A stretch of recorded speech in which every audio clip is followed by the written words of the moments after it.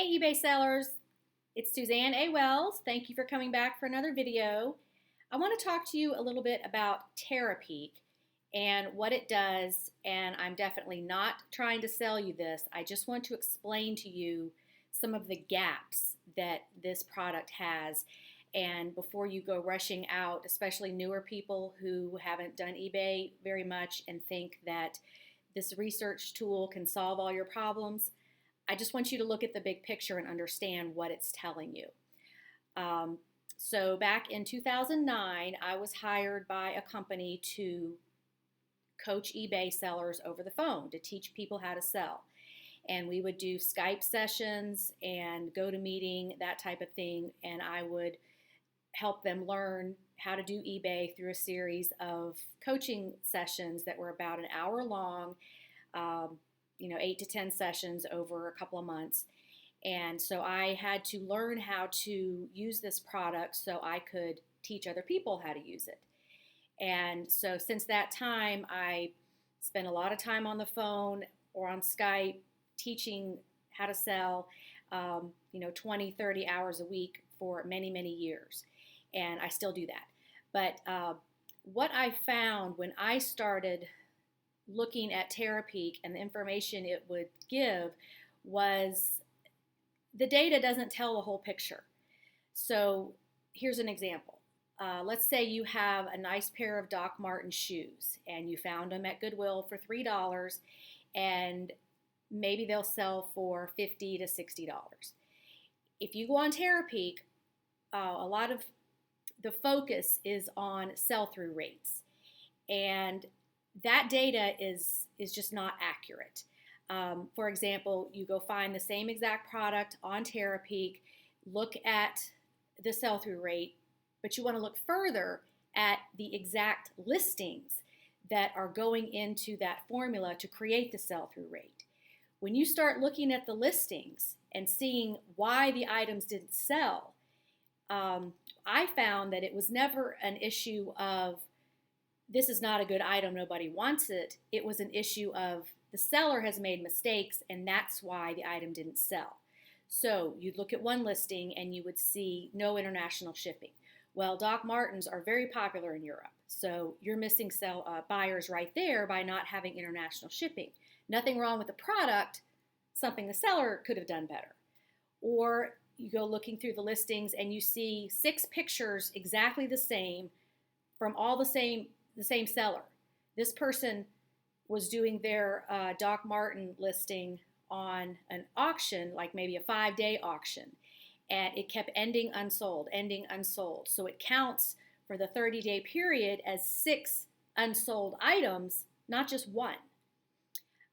Or you go look at the listing of an unsold item and you'll see that their pictures were very bad. They were far away, they were blurry, you can't really tell what the item is, or there's nothing in the description area, which is a big no-no for search. You've got to have 200 words in there for search. eBay tells us this. Or no returns. When you're selling clothes and shoes, you've got to have a return policy on there, not just to place higher in eBay search, but for customer service. People need to know if it doesn't fit, they can return it. So as I started looking through the unsold listings on Terapeak to figure out why this item had such a low sell-through rate, I discovered you can't just look at the raw numbers. You have to look at the listings that make up the data that the sell-through rate percentage is coming from. So just understand there's a big picture here. It's not always, what's the sell-through rate on this item? Oh, it's 30%, or it's 15%. I shouldn't sell it. Don't look at it that way. Look at what other sellers could have done better and be the better seller. Did they not offer international shipping? Then you should do that. What were their pictures like? Are your pictures better? Do you have enough pictures? Is your title written correctly? Do you have enough keywords in your title so that your item will place high enough in search to even be seen? That is a huge problem. I keep saying this over and over again because when I'm working with clients, I keep seeing this problem where they've got great items. They got them cheap. They can make money on these, but the keywords are not right in the title, so it's not coming up in searches. And if nobody sees it, they can't buy it. So do your own research. I really don't like to rely on these research tools because the best research is you, your brain. You need to think through this. Look at all the things a computer program can't figure out. A computer program on Terapeak cannot say, oh, their pictures were bad, or their description is written poorly, or they've got active content in their listing, or it's not mobile optimized. A lot of these things a research tool cannot pick up on. So you've got to learn the stuff or have someone else help you to figure out what you're doing wrong. So on that note, I will say that some of you have asked me if I offer personal coaching. I absolutely do. I'll put the link below the video. One of my services is 30 days of email support where I go in and look at your store, tell you everything you're doing incorrectly or could be doing better, and you can ask me questions. We can talk back and forth for 30 days on email, unlimited emails, and 4 phone calls a week. A month. 4 phone calls a month.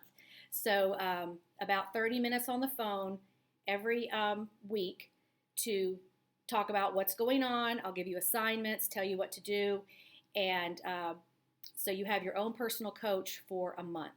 I also have a service where we can just talk on the phone. If you want to just call me and ask me your questions, you've got a problem, you don't know how to ship something, you want to get into a new product line, you don't understand what SEO is, any of those issues, great, let's talk. I do these calls all the time. So I'm here to help you. So check out the links below the video, and just to summarize, be careful with these research tools. They don't tell you everything. They're good. They compile the data that they can compile.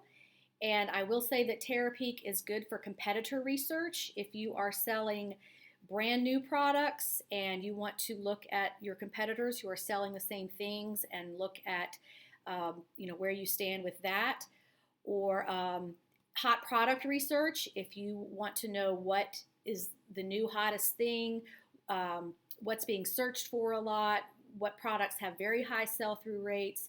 But again, sell-through rates doesn't mean you're making money. You can go on and look up iPhone earbuds or iPhone cases, stuff like that, and you can see really high sell-through rates. But some of the people selling these items are only making pennies per item. So a high sell-through rate does not mean high profit at all. Don't get those two things confused.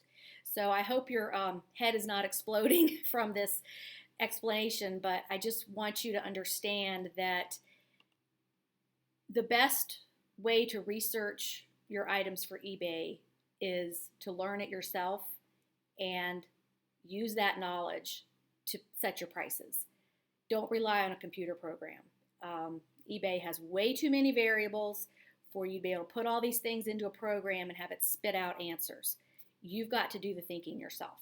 So I'd love to hear your feedback on this. If you've used research tools, how you feel about them, if you think they're helpful or not. I personally don't think they're worth paying for. But that's just my opinion. So share your feedback. Thanks for watching. Have a great day. Bye.